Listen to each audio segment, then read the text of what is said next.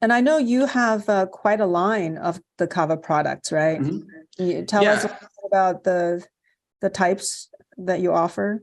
Yeah, right now we got a lot of stuff in the pipeline. We're trying to keep it focused because going into retail this year and stuff, we're trying to keep the product line focused. We focused a lot on our ready to drink line, which is, putting in the drink form was important because that's how it's used socially the most, and that's really how, from a lifestyle standpoint, just like people drink coffee. But that's like sort of, it's a canned carbonated drink that, like, whenever we're at conferences, we're serving it on tap now. That's like, it has that kind of feel of like alcohol, but without being alcohol at all. What other ingredients are in there? Are they, are they healthy, right? So Yes, yeah. I'm all about It's anti-aging, being healthy. Are there Mhm. sugar? Are there, additives? Like what's going on in there? Yeah, so we've been very, very careful about this. So it's all traditional kava, and we just did a reformulation where we had zero sugar in the original formula. We have probably about 2 grams in our current, and it's all sugar from juice, because basically we've used a combination just to create a really, really good flavor profile that uses a little bit of like pineapple juice. We didn't want to use like synthetic, flavors with that. And so it comes in a small component, but it's very, very small. So that's good. And then everything else in there, we've got some monk fruit to round it out as far as, that's concerned. And so there's no artificial preservatives. There's no anything like that.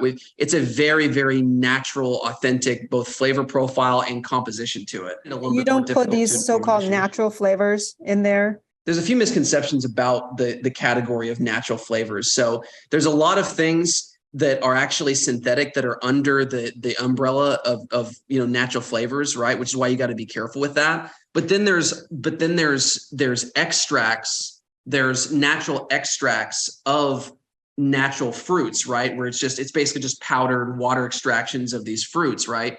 That are technically, you dry them down and then you put them in there, and so they technically are a natural flavor also. But then there are other things that are not like that at all. They're totally synthetic. So we don't use any synthetic flavorings. Everything is coming from the actual whole fruits that we're using. And then we have an original flavor that only has a hint of pineapple, and that's it. It just has this really nice original kava flavor without the muddy flavor, and it actually tastes really, really good. So we worked really hard on that because that was like incredibly important to me, to make sure that that all the ingredients were aligned with what kava is, right? And there's some strategy in that. Yeah, there's some strategy. I'm really comforted to hear because, I love the drink. I remember at one conference we had a little kava party, right? Yeah. Definitely great conversations. Yeah, exactly. Yeah, and the new flavors that are coming out this year are pretty drastically improved from those too. I really, really love what we've come up with. So I'm really excited about it. We just finished an entire sort of rebranding for the retail launch. And so we've got the drink line, we've got shots, which are look like a 5-hour energy shot type of thing, which is just easier to take with you. And then we've got the oil, which is basically like, it comes in like a mirror on glass, like tincture, where it's more of just sort of like 30 doses in a vial. We sort of keep it around. We've also got instant powders that we're working on, that are going to be in sachets, like packets. We've got a lot of different things that are going to be easier for like therapeutic use in the future, even higher potency for like sort of clinical application. So we got a lot of stuff in the pipeline, but that's basically what we have right now. Mm-hmm. Yeah. And you mentioned there may be some myths around kava. What are there? What kind of myths? Oh, there's a lot.